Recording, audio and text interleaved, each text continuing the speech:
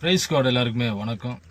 கர்த்தராகிய இயேசு கிறிஸ்துவின் நாமத்தினால என்னுடைய அன்பின் வாழ்த்துக்கள் அனைவருக்கும்.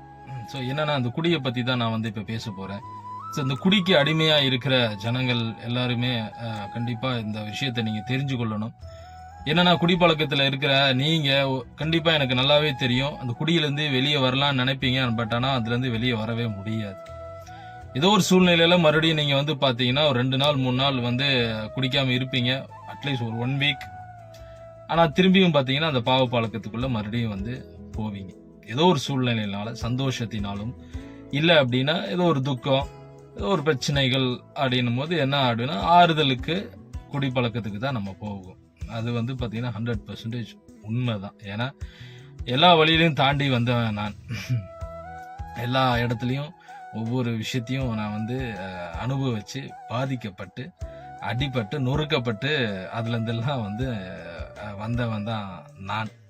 அதனால கண்டிப்பா எனக்கு எல்லாமே தெரியும் அப்படிங்கிறது சொல்லலை. தெரியாத காரியங்களும் இன்னும் நிறைய இருக்குது.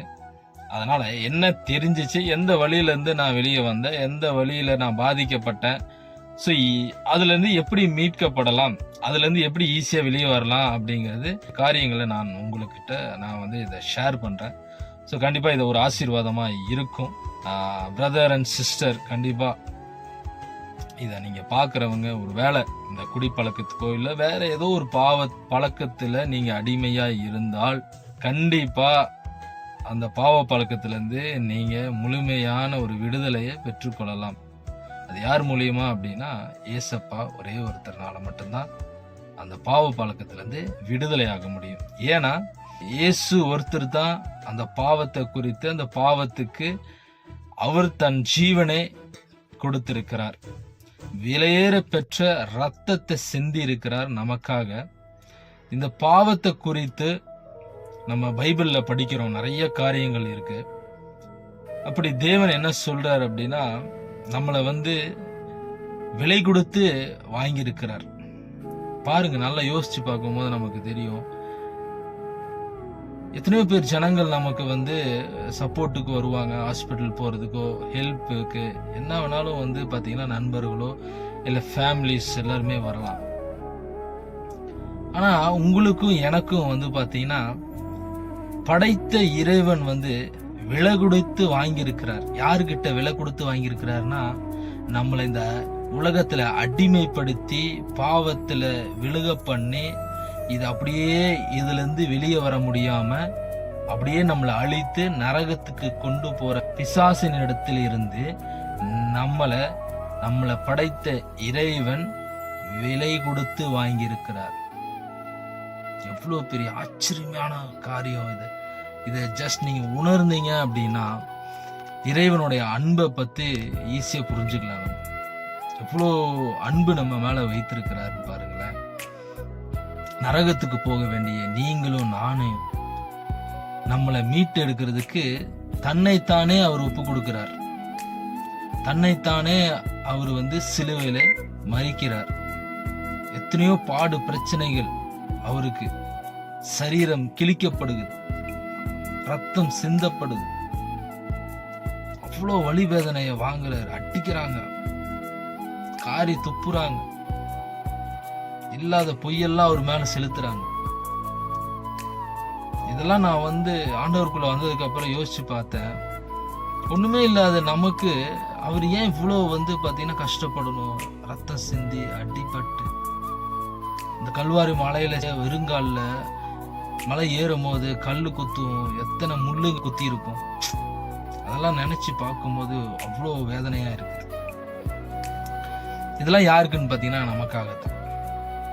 ஸோ என்னைக்கு நம்ம இதெல்லாம் நினைச்சு நம்மளுடைய பாவங்களை அறிக்கை செய்து, நம்ம செஞ்ச பாவத்துக்காக நம்மளை படைத்த இறைவன் இவ்வளோ பாதிக்கப்பட்டிருக்காருன்னு சொல்லி அதை நினைச்சு நீங்க அவருடைய சமூகத்துல அமர்ந்து இந்த பாவத்தை குறித்து, ஏசப்பா எனக்காக இவ்வளோ கஷ்டப்பட்டு இவ்வளோ அடிபட்டு என்னை மீட்டு கொள்ளுறதுக்காக, என்ன மரணத்திலிருந்து மீட்டு எடுக்கிறதுக்காக இத்தனை பாடு கஷ்டங்களை பட்டிருக்கீங்களப்பா, இதை நினைச்சு நீங்க தேவனிடத்துல அறிக்கை செய்தீங்க அப்படின்னா உங்களுடைய பாவங்கள் அனைத்தும் மன்னிக்கப்படும்.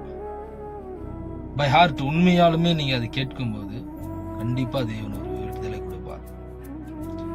ஏன்னா நான் 3 டைம் டி அடிக்ஷன் சென்டர் போனேங்க. 3 முறை டி அடிக்ஷன் சென்டர் போய் அதுல இருந்து வெளியவே வர முடியல. சொந்த புத்தினால நான் போய் சேர்ந்து அதுல இருந்து வெளியே வரணும்னு நினைச்சேன், முடியல. கிறிஸ்துவுடைய அன்பை நாம பெற்றுக்கொள்ளும் போது இதெல்லாமே ஒண்ணுமே கிடையாது. அதனால கண்டிப்பா இதுல இருந்து மீட்டெடுக்கிறதுக்கு நம்மளுடைய இறைவன் இயேசப்பா மட்டும்தான் முடியும்.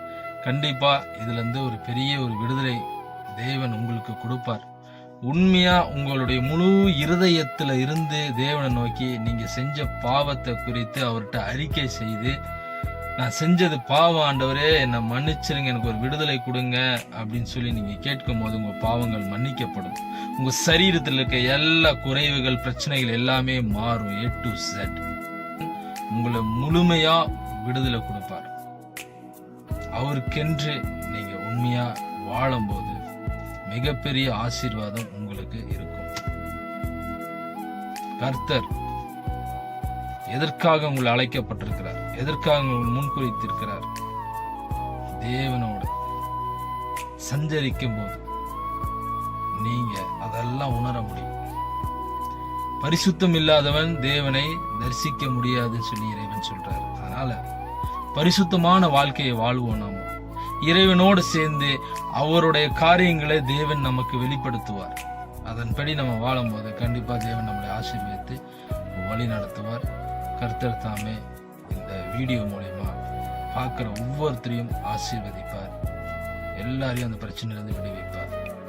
நம்புங்க, விசுவாசமா இருங்க. கர்த்தர் தாமே எல்லாரையும் ஆசீர்வதிப்பார். ஆமென். God bless you. Thank you.